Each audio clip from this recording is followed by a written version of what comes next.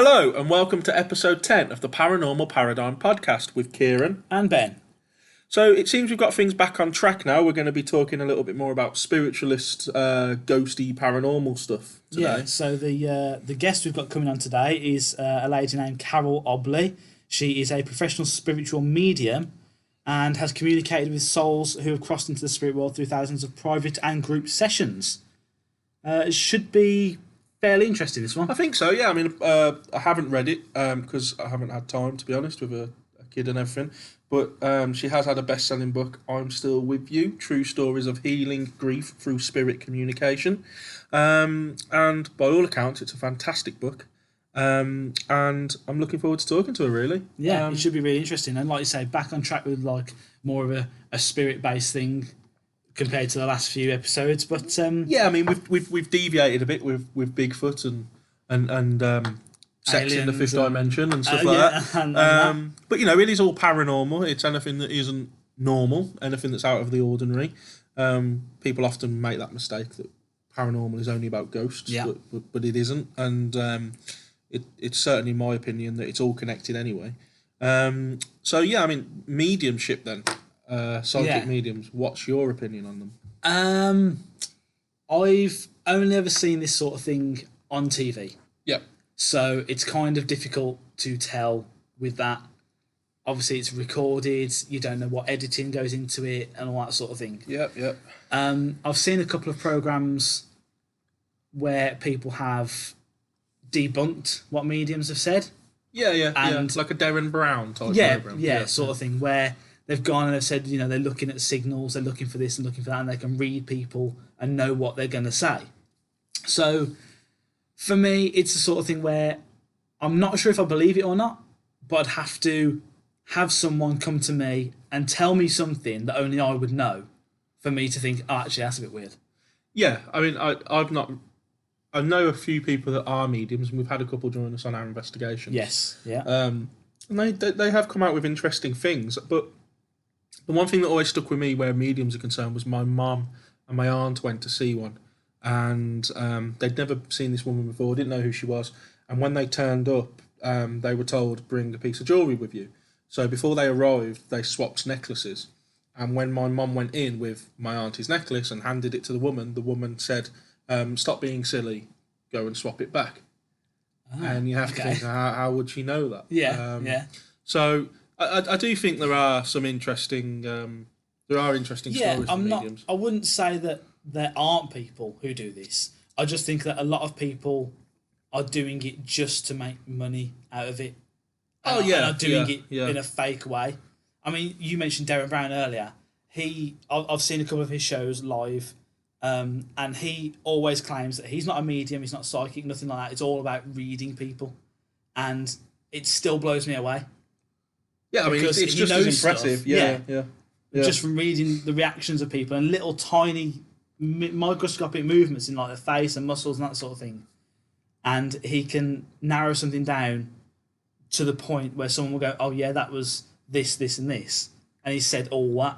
Yeah. So it's kind of, like I say, if someone came up to me and said, this is for you, someone's told me this, and it's only something that I would know, and I'd never met that person before or something like that, then yeah, I'd definitely be like, okay, people can do this. Okay. Well, I mean, if anyone's listened to me being interviewed on other people's podcasts or whatever, I have an opinion that there's the potential for mediums to be able to tune into different frequencies, to almost tune into two radio stations at the same time. Yeah. So they can kind of, I guess, discuss things with spirits and be contacted by spirits, as well as obviously still living in this physical world. But I think it's certainly one of the most divisive sections of spiritualism, because is it true, is it not? And unfortunately, there's so many fraudsters that have been caught out. That's the problem with it. It tarnishes the potential good guys with it all, really. And it's probably not fair, to be honest. And something me and Ben have both spoke about, and actually we need to do this, is to go to a spiritualist church. Yes. Where they help train your mediumship skills. And show you what to look out for as a medium. I'd love to go to one and just talk to people and see what their opinions are. Well, I've got the dates, and there's one right by us. So brilliant. I think we should just bite the bullet and go. Yeah. So I mean, in fact, we could ask Carole today if she has a message for either of us. Very true. Just Neither of to us see. have spoke to her like this before. No, never, and never. You know, a couple of emails backwards and forwards, Yeah, obviously but to but arrange that's the it. interview. But yeah, Another problem I have with mediumship these days is not so much if you're just going to a show and that sort of thing, but if you contacted someone to get like a private reading, yeah, there are so many things social media wise, Yeah, Facebook, yeah. Instagram, Twitter, people can look up anything about anyone. yeah, And that's another thing which makes me doubt what people know. That's why it would have to be something for me that someone could tell me from even maybe before social media was around. it would be and- something like what your mum used to call you when you were a kid, or Yeah. a nickname, or that no one else would know, Yeah, or yeah. you know, some obscure event that happened in your life that you know only you know about or something. Yeah. And that she can or they can nail it down. That would be impressive. Yeah. But you know, we might come across here like we don't believe in mediums. we're paranormal investigators. You know, of course Yeah. we believe in this kind of thing. But you have to question these. Yeah, things. we've got to keep a little bit of a skeptic side about it. Yeah, exactly. And you know, one reason why I'm so looking forward to talking to Carole is I think she's probably our first actual medium we've had on the show. Yes. So I'm interested in talking to her, and you know, and asking some questions, and you know, maybe getting a better understanding of definitely. of where she's coming from. So yeah. On a side note, I went on an investigation the other day, and some of you who may follow our group page on Facebook may have noticed I uploaded a photo. We were investigating a graveyard. We've been there before, and the one photo has what looks like, I don't know if it looks like a figure, but it looks like something is hovering or standing next to a gravestone. Yeah. And I played with the colours, and obviously on my phone, so not that technical, but I played with the colours, and there's most certainly an object there. Some people have told me it looks like a head, looks like a woman with long hair, or Ben said it looks like a man in a hood or a cloak. Yeah. But there's definitely something there. So if you are on the Facebook group page, check that picture out. Let me know what you think, any thoughts or opinions. Other things that happened that night, we had one of the guys' headphones started moving on their own while around his neck, started swinging backwards and forwards, which was very, very weird. We all watched that. We had a light come on its own. Our torch kept dimming on and off on its own. Brand new batteries, brand new torch actually. So it's either spiritual or we're going to ask for our money back because it's a faulty torch. So yeah, quite a lot of activity actually. We were only there for an hour and a half because it started snowing. It was about -1 while we were there. And, you know, when you're outside in an eerie graveyard, -1, snowing, it's not the best. So, you know, You've been there for an hour and a half. You're a bit cold. Yeah. It's time to go. I'd rather just go home. But, you know, saying that, it was a good investigation. And, you know, I encourage anyone to just go out and investigate wherever they can. You don't know what you're going to get. I got that photo. So There you go. and it was a very good photo. So yeah, I guess we'll get on with the show now. As always, if you have any opinions or any guests that you'd like us to talk to or anything, do let us know through Facebook, or guess you can leave a comment on the Podbean Or the email. or the email, paranormalparadigmpodcast@gmail.com. We've had a few people contact us through there. And yeah, we hope you enjoy the show.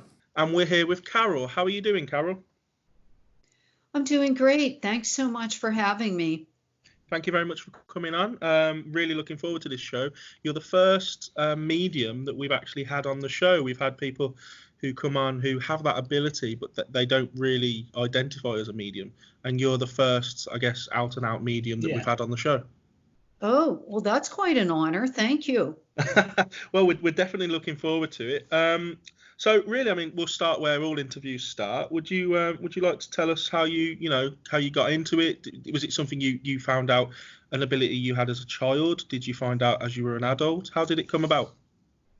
Yeah, I'm a little bit different than some other mediums. I was actually born with the ability. If you would look at my natal chart, in astrology, you can see that I was born with the sensitivity to non-physical energy.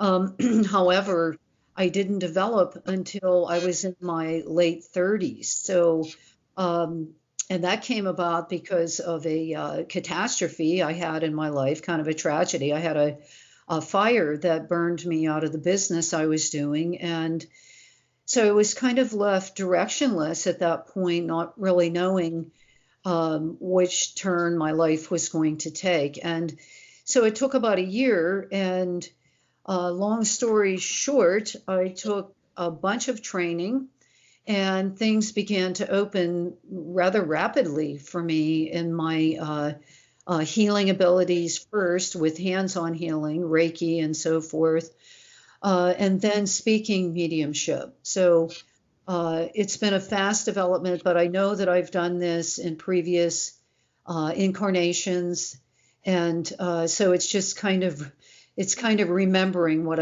I've done before many times. So you talk there of how you've developed the particular I guess skill set.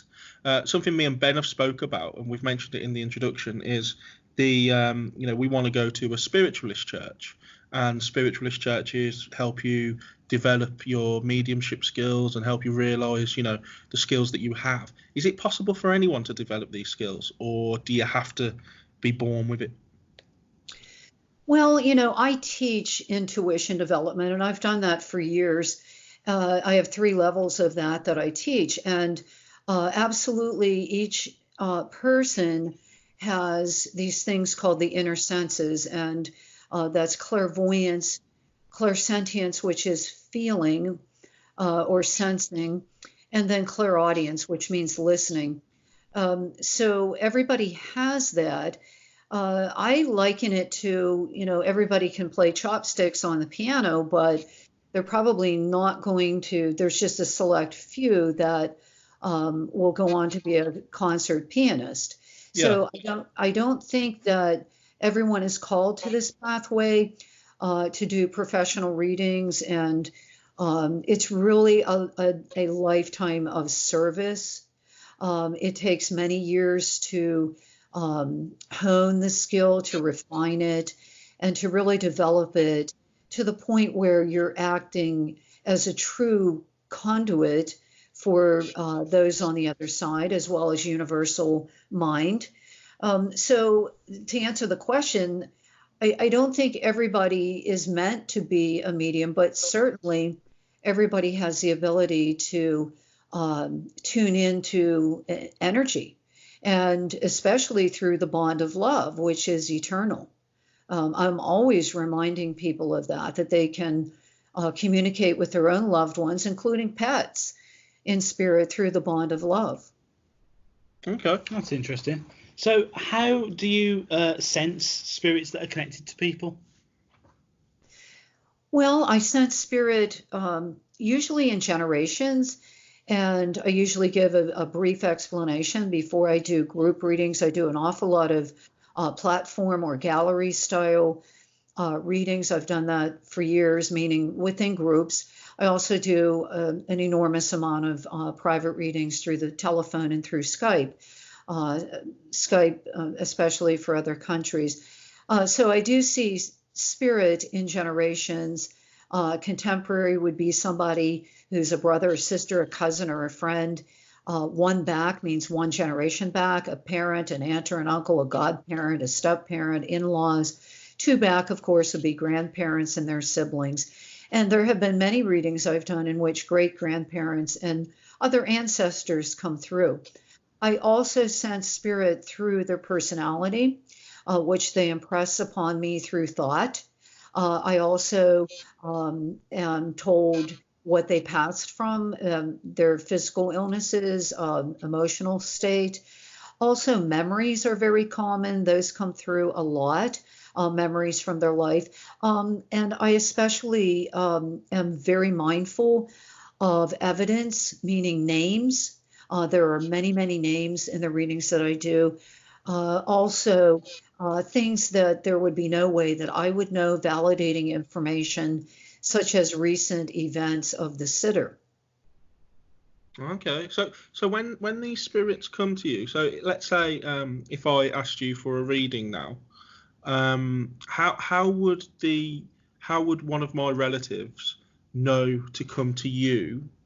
So you say you do international readings. How would that spirit know to come to you? You know, being in America, for example.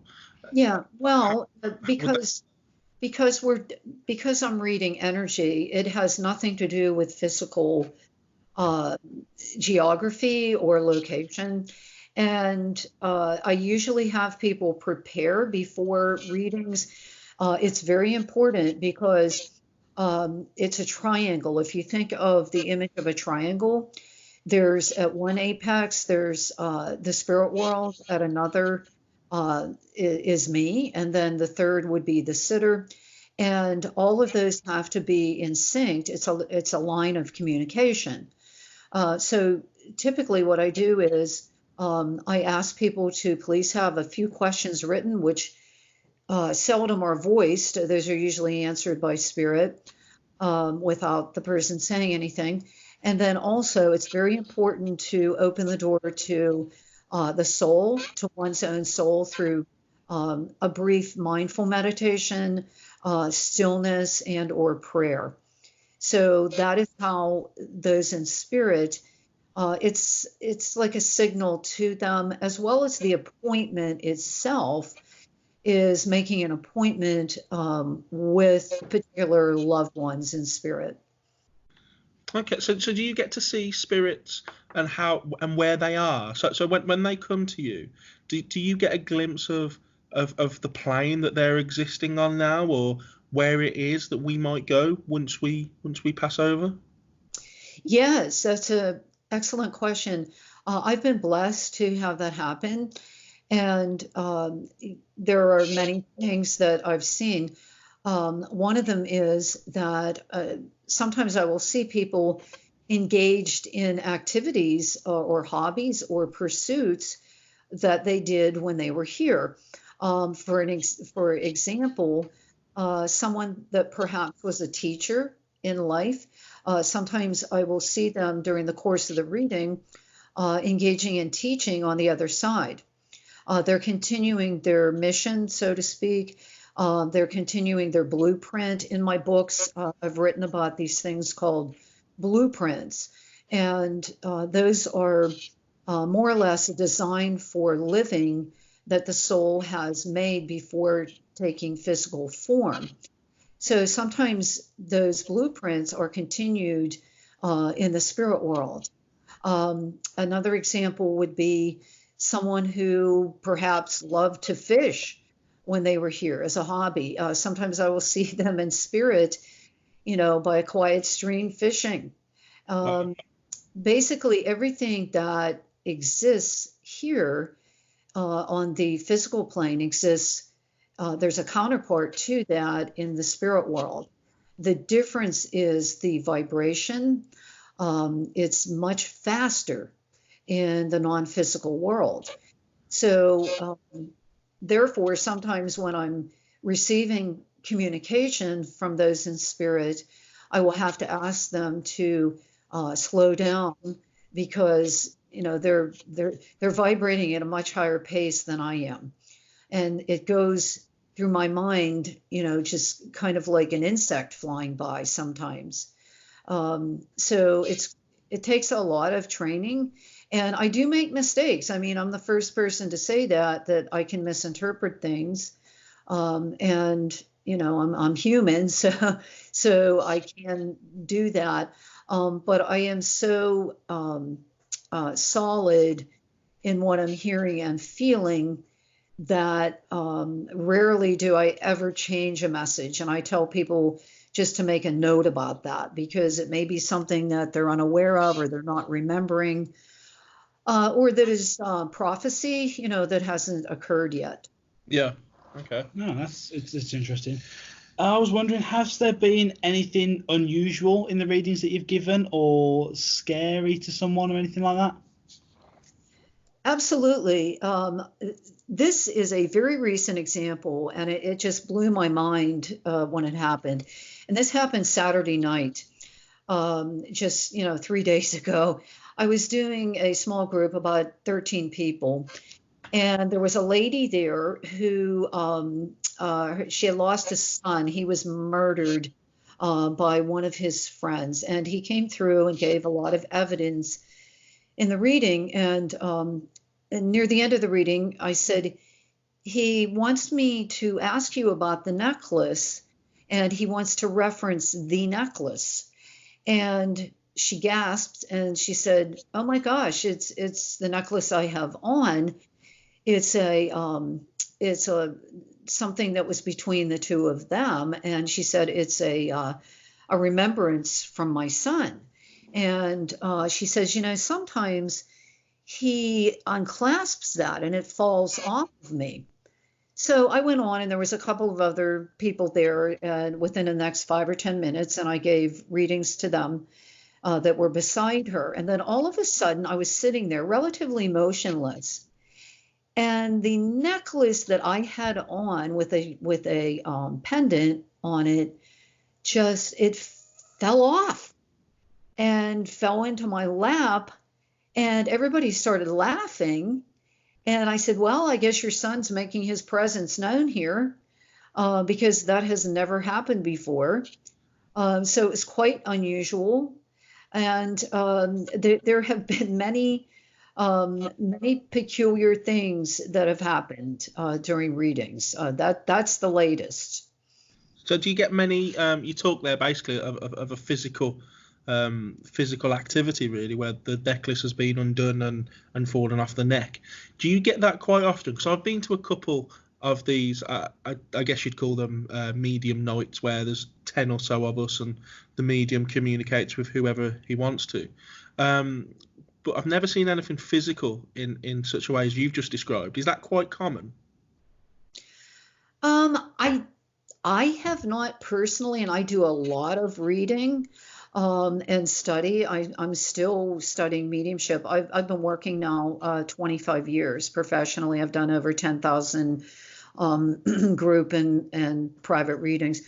I have not read too much about that. So I suppose it's not that common. I've had other peculiar things happen. It seems as though the strength of the communicating spirit is something that really determines that. The other memorable incident that came through, and I wrote about this in my second book called I'm Still With You, True Stories of Healing Grief Through Spirit Communication. That book is very near and dear to my heart. It's helped a lot of people. There was a family who came, again, losing a young person, the mom and dad and the sister of this young guy who passed in a car accident. And I used to burn incense, and I would burn that prior to the session of people coming to my office. But I always extinguished it, before the reading. And so this family came in, and their son came through like a gangbuster. He gave very specific details, including the name of the friend of his that happened upon this accident, and actually tried to resuscitate him. Anyway, during the middle of this reading, the incense that I had extinguished prior to, and I was absolutely certain I put it out because I'm kind of obsessive about that sort of thing, and because I had one fire in my life, I don't want another fire. Yeah. Learn from the past. So anyway, it started burning again spontaneously, and the family, it was behind me, and the family said, "Look," and they pointed, and I turned around and looked, and there's smoke coming up from this incense. And it was interesting with this particular spirit because he gave his family a lot of physical signs too. He would turn their television set blue, fade out the picture, and he would turn it blue. He would imprint things on their telephone answering machine. So there was a lot of what I call they're called ADCs, or after death communication without a medium. And there's a whole book on that. It's called Hello from Heaven, and that's been out there for quite some time, but it's very worthwhile. In my books, I've also written about the categories of physical phenomena that has happened to me and to clients that I've read for. Okay. So those stories really, they're quite endearing. They're quite, they're nice to hear of a loved one coming through to, to speak to their family again. Is there ever any occurrences of not so nice spirits coming through who maybe come through with almost like a negative energy? Yes, absolutely. There's one event that comes to mind. I was doing doing a group, and there was a young woman there, and I saw a man in the generation of a parent, in other words, one removed from her, who came through, and he had a belt in his hand, and I saw him clairvoyantly. And so I'm always working with integrity and dignity of the sitter. So I asked her to see me after the group, and she did. And I said, there was a man coming in here. I had a sense he might have been your father, and he seemed to be quite abusive. And she looked at me, and I knew she knew exactly who I was talking about. And she said, yes, she said, he was very mean. I didn't want to hear from him. I don't want to hear from him. And I said, well, he was coming through, and he was identifying himself by the way he was in life. But he was coming through with a very sincere apology. And she really didn't show a lot of emotion with that. But it's not my job to make people receive. I simply am a messenger. So I was delivering it to her. That's one example that was quite profound. And actually, pardon me, when I think about it, there was something similar that happened with a small group I did just last week. And it was with a grandmother who was very divisive in the family, and kind of played the role of breaking people up or pitting people against one another. And she came through, and the two young women that were there folded their arms, and they said, I don't want to hear from her. And I said, well, this is who's coming through. I know you want the reading to be a certain way, but it is what it is. Please don't try to control the reading. And this woman came through and said that she saw the repercussions of her actions and her choices when she was here. So she was coming through with saying that she was wrong. And so again, my job is to plant these seeds, and it's up to people what they want to do with that. So they're quite, I guess, disturbing for the sitter, for the person who's receiving it. Has there ever anything that's ever scared you? Because I mean, if you're in communication with spirits most of your life, I guess you've kind of seen it all, heard it all. But is there anything that's ever happened that's made you kind of take a step back and think, whoa, hang on? Well, I can tell you that personally, not in readings, but personally, I've had very strange things happen to me. One, the most memorable, I think, is I used to live in a haunted house a number of years ago, and I was in the bathroom one night brushing my teeth, and it was about 8 o'clock in the evening, and all of a sudden, a huge cloud of ectoplasm. For listeners who don't know what that is, it kind of looks like it's like smoke, and what it is etheric material from spirits. And a huge cloud of this stuff came out of the wall and started to come near me. And I took a few steps backwards. Literally, you said that when you asked me the question. And I literally took a few steps backwards, and then it dissipated and went into the wall. This particular spirit would show up a lot. He also produced scents of whiskey and cigarettes. I think he had been a drinker in life. He was an older Black gentleman, African-American gentleman, and he really talked about working hard all his life. He showed me his hands. They were very weathered. And he would go around my dogs. I had dogs. He would hover around them. He kind of just showed up as this filmy white, smoky material. And I've had other things. I've actually seen a shadow person in another house I lived in. She would produce very bad odors. So I've had very peculiar things happen to me. I've never asked for it, but I tend to believe that paranormal things happen to people in some way who need to learn from them or who are open to them. So perhaps that's why it happened to me. At the time with the ectoplasm, I wasn't even doing readings at that time. So it was a bit scary.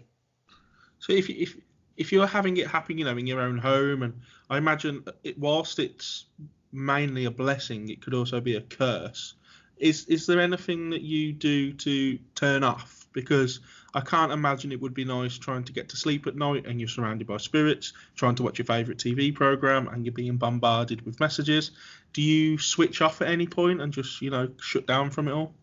Oh yes, any medium who is working regularly should be disconnecting. I always tell people what you see on television is not reality. They call them reality shows, but they're Yeah. not. In the U.S., we have the Long Island medium who, goes into grocery stores, goes through drive-through fast food, and sees spirits, and that's because it's a television show.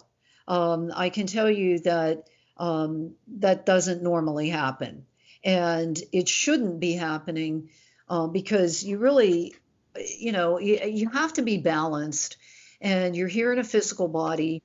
You're meant to enjoy the physical and to be connected to the physical realm. So there are times, though, I will tell you that I have spirits coming to me ahead of time before I do a group, telling me who they are, what the circumstances are.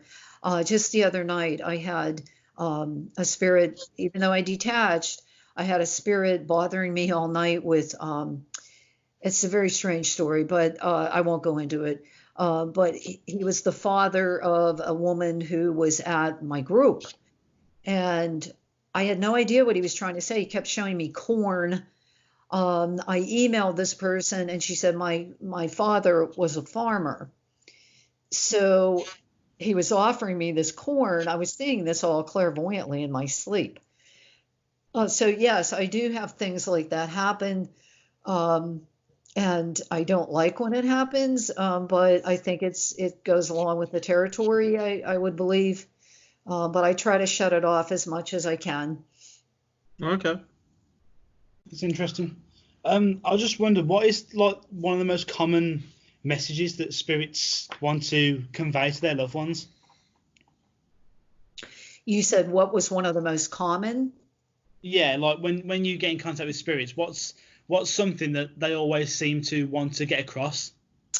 There is an afterlife. There is life after leaving the physical plane.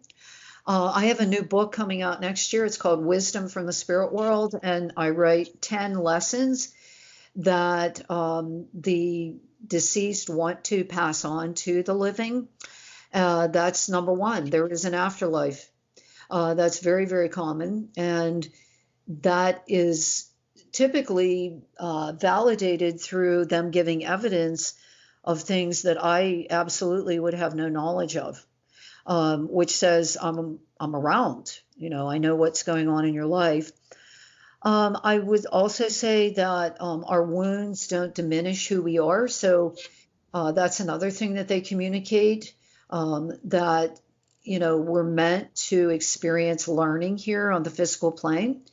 That doesn't mean that we're any less of a person. It doesn't mean that we're flawed.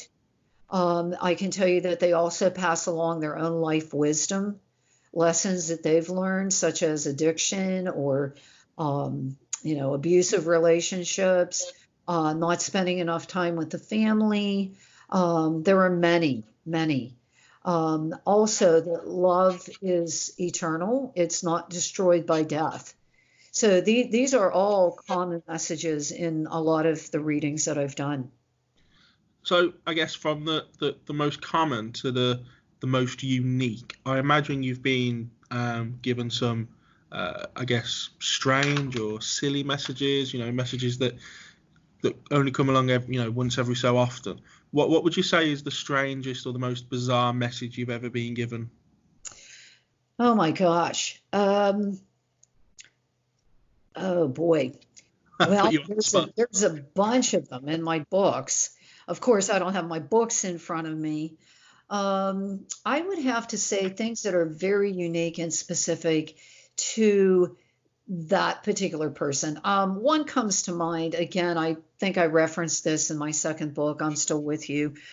There was a family who came, and the father had passed, and he had been very, very close to this his grandson, who at the time of his passing was just probably about 3 or 4 years old.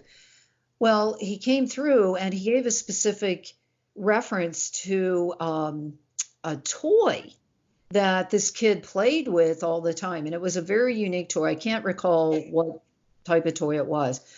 But I said to the sitters, I said, why am I seeing this? He's showing me this through clairvoyance. And I described it. And it wasn't like a teddy bear or, a cart or anything. It was something very unique. And they gasped and said, oh my gosh, this is what our grandson always plays with. And he tells us all the time that he sees Pop Pop around him, and meaning, his grandfather. And so this is really a validation of that. And boy, there's been through so many. Another one is there was a lady I was reading for, and her mother had passed, and I kept seeing the number 10. And I said, what relevance does 10 have? And she goes, well, gee, I don't know. And she thought, and she thought, and she goes, well, maybe I've been finding a lot of dimes, which is 10 cents. I've been finding a lot of those. My mother seems to drop those in places where I would least expect it, to let me know she's around. So I named the story Dimes from Heaven. And I thought it was really cool that spirit was coming through and showing that. There's just been so many. I've had animals come through and impress me with very specific things. Their name, different things, memories that they had with sitters. So I consider those pretty unique also. Okay, it's interesting about animals and how they give you their name, because obviously we see that animals can't talk. Yes. In our in the physical world, in the world that we live in, but I imagine as a consciousness they can communicate just as well as any other living being. Really. Well, it's a little bit different. I've also studied animal communication. I've read many books on it, and I've actually done some of that, although I've done many more readings with human mediumship. But because they're a spark of the divine, they don't die either. They're eternal. They basically, and even here on the earth plane, they communicate through clairvoyance. They communicate in pictures. So sometimes when they come through, they will, they will show me what part of their body was ill, or they had problems with. They'll show me the color of their fur. They'll show me, where they like to lie in the house, on the bed, on the floor, on a particular chair. I'm extremely clairaudient. That's why I've done many years of radio. So sometimes I will hear the name, and my theory on that is that it's a human loved one giving me the name of the pet. So I don't know that that's actually coming from the pet itself. Yeah.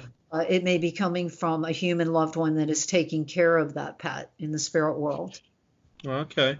So I imagine people often associate mediums with, getting in touch with loved ones, people's family members have died and friends have died, and they're coming to you because they want one final message from their loved ones.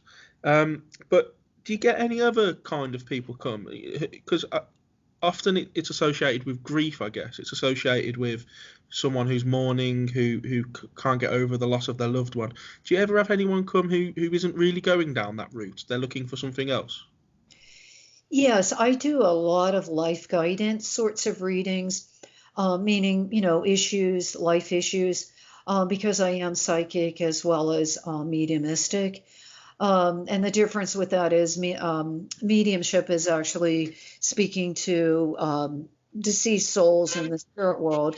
Psychism is reading the energy field, the thoughts and energy that's around the sitter. So I do a lot of those. I'm extremely skilled in astrology as well. I've studied astrology for many, many years, and probably well over a decade. I've taken classes, and I actually use that quite a bit when I do guidance for people. I'm also very skilled in the tarot, the 78 card deck with the minor arcana and the major arcana. So I'm very knowledgeable about that as well. I'm basically self-taught in that. I've read a lot of books and just started using the cards a lot, using the tarot as a guide as well. I've always been interested in tarot cards because I don't know if I've never really done it, so I don't know if you shuffle the pack before you use them, but I've always wondered, how can it be that the card presents itself to the person correctly? Because if you've shuffled the pack, I guess any card could be presented. So what is it that makes that person have that particular card put down in front of them? It's called synchronicity. Yeah, okay. Synchronicity means meaningful coincidence. And actually, Carole J, the famous Swiss psychoanalyst, wrote about synchronicity. He had personal experiences with synchronicity. And so how it works is at that moment in universal mind, or the field of consciousness that is everywhere, is in alignment, with the person on the phone. So if I'm doing a phone reading, so it will come up. Now, you also have to know that the cards they're a conduit, so they're a tool, and they're as good and they're as accurate as the person interpreting them. So I look at them as a portal to look through. I don't know if you're familiar with Nostradamus, who, I think he lived in the 16th century, in the medieval the times. prophecy guy. Yes, so he used to gaze into a pail of water, and he would look into that water, and there were scenes of the future that appeared to Nostradamus in the water, and so he wrote his quatrains. And there's a lot of speculation on the interpretations of some of his quatrains. But that's basically, that's how it works. And really, you have to use your own psychic or intuitive ability with the cards. And the cards, I believe, take a lot of years of study. And you can do it, though. I mean, if you're interested, there's many good books out there that you can become self-taught, just like I was. And I was determined to learn them. When I first got them, I was very intimidated by the cards. And but actually, they're an early medieval game, and I believe they originated in England, and they were used for a game. And then the Catholic Church really came out against them because they considered them sacrilegious, which they're not. They're actually very spiritually oriented. And they talk about the soul's journey through enlightenment and through the physical plane. That's quite similar to the Ouija board, isn't it? How the Ouija board was a game. And the Ouija board was a game, and then obviously the Catholic Church and other religions as well came out against it because they saw it as I guess leading to demonic possession or demons entering into our world. So they tried to put a stop to it. But it's interesting how many of these tools of communication do start out as a playful object, really. Something that people mess around with. Yeah, and I personally do not use Ouija boards, and I advise against them because most people do not have a level of discernment to recognize the spirit who's coming through. And you can actually get some spirit attachments that way. It's really not a good thing to do because there are trickster energies that can come through, and they can say that they're anybody, and they're not. So I really advise against them, using something like a Ouija board. I know that there are mediums who think they're okay. Personally, I don't. But I think that's a decision that the individual has to make. Well, both Ben and I regularly use spirit boards when we're out on investigations. And one thing we always say to people is to be careful, because you never really know who you're talking to. And we always point out to people never to finish the sentences for them. So if they're spelling a particular word or a particular name, before they finish spelling it, I always tell people not to kind of shout out the answer, because you don't want to allow the spirit almost to play along, and get I guess come across as someone that it thinks you want to talk to, even though that's not who you're going to talk to.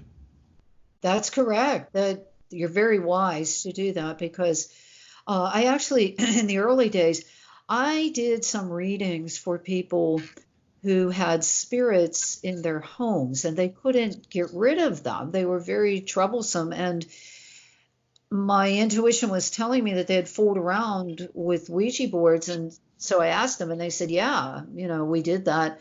So I said, don't do that anymore. And you want to do smudging and saging, and bring some white candles in there and clear that out, because it is very easy to attract, not even negative, but playful spirits, but it could turn into something that becomes overwhelming. So I think, just to be on the safe side, you should really have some experienced users or people who use discernment when you're doing something like that. Okay. Yeah, all good advice. Very good advice. So what have you personally learned from being a medium? How has it changed your life? Oh my gosh. Well, I can tell you, and in my books, I've written very openly and honestly about my life in my teenage years and into my 20s. I was a heavy drinker and drug user. I got into a lot of trouble, and I got clean. I got sober when I was about 25, and that kind of jump started my whole spiritual pathway. I am so grateful for what happened to me in my past. I am not the person whatsoever that I used to be. It's like you would not recognize me from those days. I have become much more compassionate.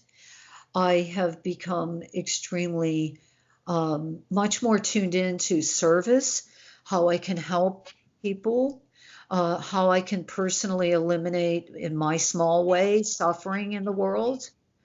I've become much more loving and understanding. I've become more accepting. These are qualities that I'm very blessed to have, that I'm very grateful for. And I would have to say that almost all of that has come through doing mediumship work. And it's opened me to a level of spirituality that I don't think would have been possible for me, without doing this intense work. So you talked there of how obviously your past life, so to speak, where you took drugs and you drank alcohol. I'm a big believer that, before people go on investigations, they have to be careful what they eat and drink, because what they put into their body can affect the perception of the world and how they see things and why they see things.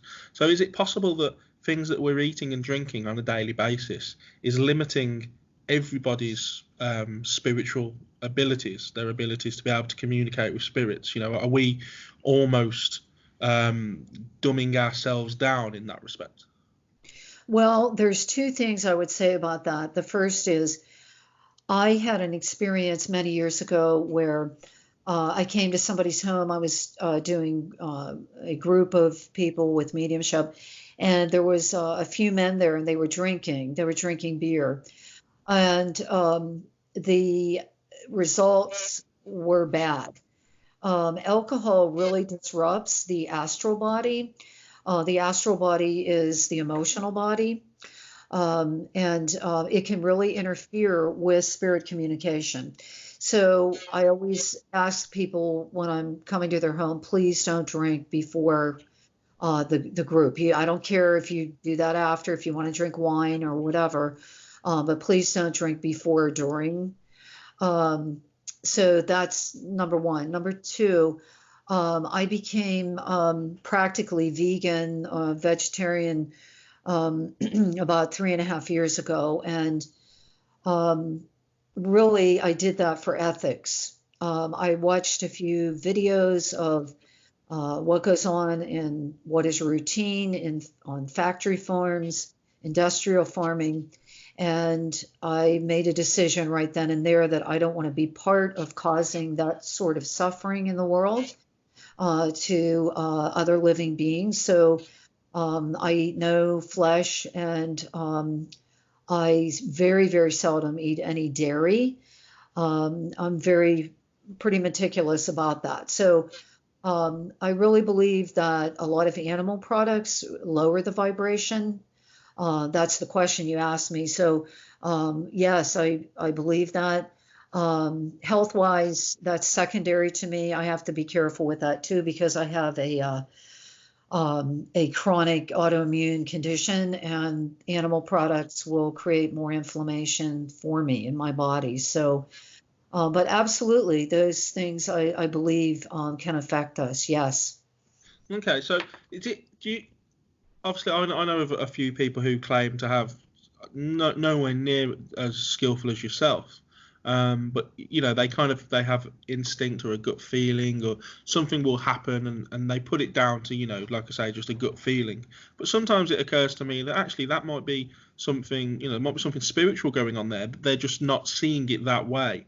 And I often wonder how many people there are out there who have such a skill set as yours, but they almost hide it because they're afraid of ridicule.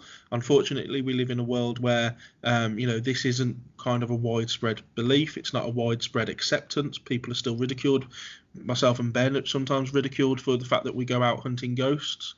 So do you think that there almost needs a culture shift within people's attitudes? And once that happened, would we see more people coming forward with this ability? I do. And I see it more now, especially since mediumship here in the U.S. has been on national television. John Edward, the famous American medium, he very much was very courageous and brought that on. James Van Prague, another well-known medium here. And I know that in the UK, there's mediumship on television as well. So I feel that brings it to the masses, and it makes it less scary. I have read for skeptical people, and that hurts every time that happens. That happened not long ago, and I was wondering why I was having such a difficult time really connecting with this gentleman on the other end of the phone. And then he admitted, gee, I don't know if I really believe this. And so, in other words, he was really testing it. And that never makes for a good session. And in your case, with paranormal investigation, I think that's more in the forefront too. There's a lot of shows here in the U.S. with paranormal investigations, and I've actually gone on some of those, not the shows, but I've gone on some investigations, and I actually did one reality show here several years ago. So I think it is becoming more well known, and hopefully people will understand that there's certain things that, it absolutely we do go on after, this physical plane is only one small portion of who we are as spiritual beings, and things are recorded in the atmosphere. My personal theory of the paranormal in homes and businesses and buildings and so forth, there are imprints that are made on the etheric, the energy around the earth. And it's like a tape recorder. We can, those can be played back. So that's what instruments can pick up. That's what a sensitive such as myself can pick up. The infrared cameras, all of that sort of thing. So I think that science is really going to be validating a lot of what at one point was kind of, unknown, if you will. I think we're coming more into the realm where testing and really proving this is something that is going to be more well known. Okay, well, I've got two questions for you now, so bear with me. You spoke there of the about how it's great, the shows on TV now. There's medium shows on TV, and that is a good thing. And for us as paranormal investigators, it's great that there's TV shows for us to be able to watch, for us to be able to, I guess, entertain us. However, I find that opens up the doors to charlatans, to people who want to use it as a means of becoming famous, even though they might not be as skillful as yourself, or they might not be as, they might have as honest intentions as myself and Ben and other investigators that we know. So is it possible that it lends itself to that type of person, which at the same time can bring down the reputation of the field? And also, in fact, no, just go with that first, because I don't want to bombard you with questions. Oh yes. I won't mention names, but there are a few that I've seen on television here in the U.S. that I don't resonate with, if you will. So yes, that can happen. This work can never be totally about money and fame. You will fall. You are guaranteed that you will fall if that's what you make it about. I can tell you, I've watched it happen. So it has to be from a perspective of service. Now, that doesn't mean that you can't charge a fee. I charge a fee for my private readings, for my groups, but I also do charity work. So I do both. It's very important to me to do charity work, and I donate 100% to charity. I don't know what those other mediums are doing in their private time. They could very well be doing that. I just know that some of what I've seen as far as the level of mediumship, I believe is diluted. And that's just my assessment of it. And I've watched some YouTube videos, the same thing. The same with your field, with paranormal stuff. I think that sometimes, there's a couple of those things I've watched that I actually myself become afraid when I watch these. And I think, my goodness, is there really this much negativity floating around in buildings and homes and all this? So I don't know how much of that is embellished. I don't know how much of it is genuine. I think, yes, there can be, certainly in my field, and that's why I'm very cautious. I never use the word gifted. I feel that that's egocentric. People have said that, but I personally don't use that. about myself in my bio or any of that. If you're real, you do not have to prove it. You just are. So whenever I see somebody say, well, they're the best, I'm the best medium, I'm the best healer, whatever it might be, I know that probably they're not. Because if you are really sincere, let me put it that way, if you're very sincere and you've studied, and it takes years of development for this work. I see people, they take a weekend workshop and then all of a sudden they're a medium. They're, Yeah, we met people like that. they're hanging a shingle up that says professional medium. And I'll tell you, you're not ready yet. And you have to sit in development circles and you have to do training. And I've done a lot of training at Lilydale in New York. That's a spiritualist community here, the biggest in the U.S. I've also taught there many, many years. But I still do training. I did an online course earlier this year. So, I'm always learning. I'm always expanding. Okay. Interesting. So you've already got a book that you've got out. Will you be writing any more books about mediumship? Oh, probably. I didn't want to write the one that's coming out next year, Wisdom from the Spirit. I didn't want to write it, but I woke up not last July, about a year and a half ago, and all of a sudden, in my head, I hear, well, this is what you're going to write about.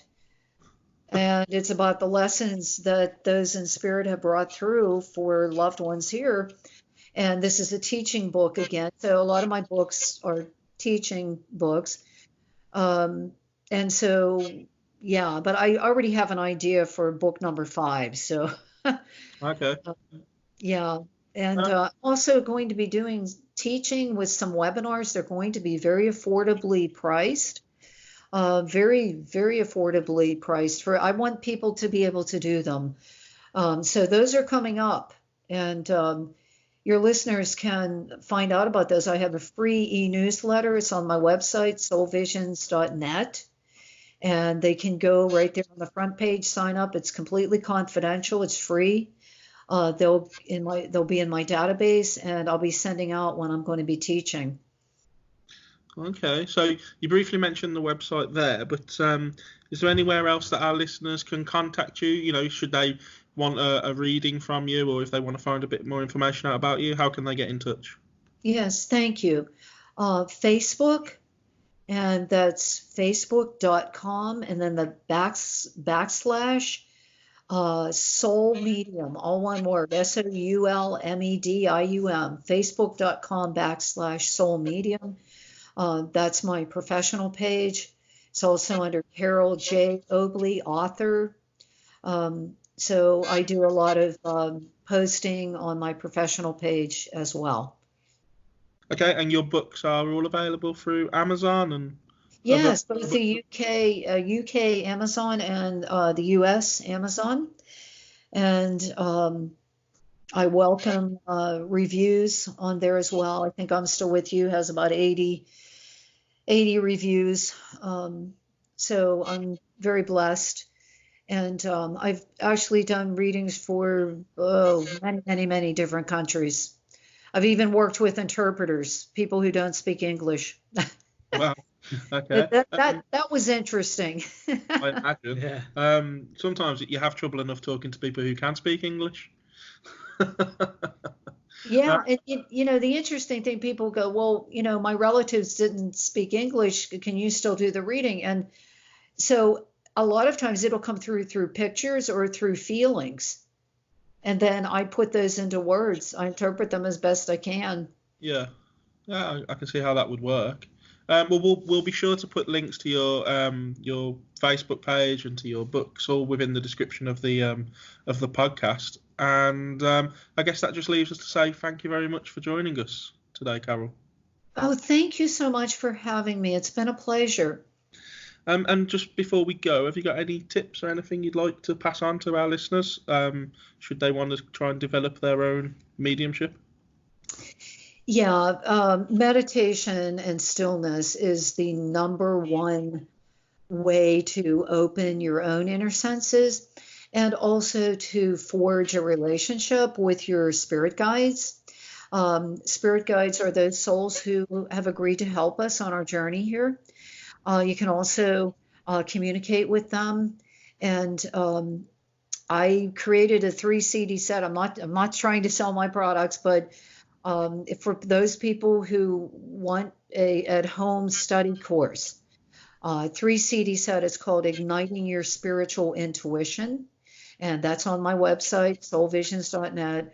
There's a workbook that comes with that, and it's for home study. So it really talks a lot about developing intuitively. Okay, that's great. Well, thank you very much, Carole, for joining us. We'll definitely get you on again in the future when we can continue this conversation. Great. Okay, thank you very much, Carole. Take care. you. Bye. So that was our interview with Carole. Very interesting there, especially to have an actual professional medium on the podcast. Yeah, it's great. I mean, I'm going to book a reading with her, and That should be interesting. Yeah, and I'll let you and the listeners know. We'll have to discuss that on after our you've got next it show done. or whenever it's done. I'll let you know what I get and how accurate it was. And but yeah, she seemed genuine, and you know she touched on the fakeness within the field, which we know about ourselves, having come across people like that. Well, it's like we discussed at the start of the podcast. Yeah, you know, you're going to get things on TV. You're going to get fake people. You know, they're you just got to find the monopolising. real people within that fake bunch. But they're just monetizing. Is that a word? Monetizing. Monetizing. Yeah. Yeah, they're just taking financial advantage of a situation. Yeah. You know, we spoke about the Ouija board. That kind of came about just after the American Civil War because people were claiming to be able to talk to people's dead husbands or sons or brothers at a cost, of course. Yeah. You know, and so people were willing to pay because they wanted to talk to their loved ones. Exactly. And you know, I guess it's like an undertaker. I guess you know you're always going to have a job because there's always going to be someone that wants to talk to a dead loved one or you know someone that's passed over. So very true. So yeah, very true. but yeah, I thought she was good. I'd like to get her back on again in the future. Yeah, I mean, it was interesting that she touched on other forms of communication as well as just the mediumship, such as tarot cards, for example. Yeah. And giving people readings that way. You know, that's always something that I've, again, as you said, Kieran, very sceptical, like how the cards can present themselves. Yeah, and that's just my naivety, really. Yeah. I don't know a lot about it. Well, exactly. But yeah, it'd be great to have her on to talk more about tarot cards and stuff. But yeah, so hopefully you guys have enjoyed that. Again, check out that photo that I snapped at our last investigation. It is interesting. Let me know what you think about that. Let me know what you think about the interview. Let us know what you think about the interview. And share it around. We're getting listeners in Thailand now. We're getting listeners. So hello to our listeners in Thailand. Listeners in Australia. Hello to our listeners in Australia. Wow. Hello to all of our listeners. It's great that we're getting out and about. We've gone global. You know. I've never been to Thailand or Australia, but people are listening to us, and it's fantastic. This is episode 10, can you believe? We're into double figures. Mm-hmm. It's flying by. I said to Ben, you know, it feels like we've done a lot more. It's gone really fast. Obviously, this will be going out. You'll be listening to this on the 9th, hopefully. And we're coming up to Christmas as well, so we will be taking probably a break over Christmas. Our last one will probably go out 9th. We might squeeze another one before Christmas. We might do a video cast, another vodcast, as we promised, part 2 of our experiences. We'll put that out because it's simple for us to make. We don't have to try and tie a guest down so close to Christmas, and it's something you guys can watch instead of the Queen's speech or whatever on Christmas Day. It'll be more interesting. So yeah, thanks as always for joining myself and Ben, and we hope you tune in again soon. Yeah, thanks for listening, everyone.